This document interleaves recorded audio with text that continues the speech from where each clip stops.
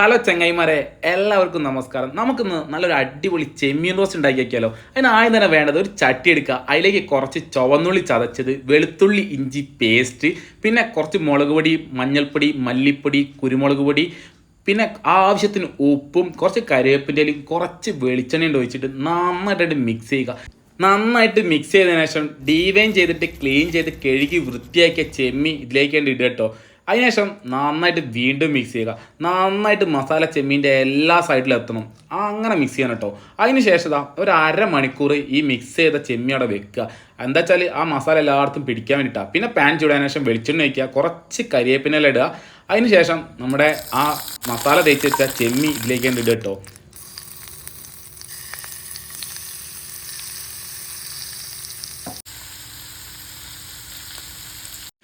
അങ്ങനെ ചെമ്മിയൊക്കെ ആ ചൂടായ വെളിച്ചെണ്ണയിലേക്ക് ഇട്ടതിന് ശേഷം കുറച്ച് നേരം നമ്മൾ ആ മസാല ഒന്ന് ചൂടാവുന്നവരെ തുറന്ന് വെച്ചതിന് ശേഷം പിന്നെ അടച്ച് വെച്ച് വേവിക്കുക. അങ്ങനെ ഒരു 10 മിനിറ്റ് അടച്ച് വെച്ച് തിരിച്ച് മറിച്ച് വിട്ട് ചെമ്മീൻ നന്നായിട്ട് വേവിച്ചെടുക്കും കേട്ടോ. നല്ല കിഡിലോസ്ക്ക് ചെമ്മീൻ റോസ്റ്റ് കിട്ടിയ ഒരു രക്ഷയില്ലാത്ത ടേസ്റ്റ് ആയിരുന്നു. നമ്മളിത് ഒരു വാഴയിലേക്ക് ഇട്ട് സംഭവം ഒരു രക്ഷയില്ല. അപ്പോൾ നിങ്ങൾ വീട്ടിലിപ്പോൾ ചെമ്മിയൊക്കെ ഇഷ്ടംമാതിരി കിട്ടാണ്ട് നല്ല വിലക്കുറവാണ്. അപ്പോൾ ഇതൊക്കെ ഒന്ന് ഉണ്ടാക്കിയിട്ട് ട്രൈ ചെയ്യുക, ഫീഡ്ബാക്ക് അറിയിക്കുക. അപ്പോൾ ഇതുപോലത്തെ നല്ല അടിപൊളി കിഡിലോസ്ക്ക് വീഡിയോ ആയിട്ട് നമ്മൾ വീണ്ടും വരുന്നതാണ്. ബൈ.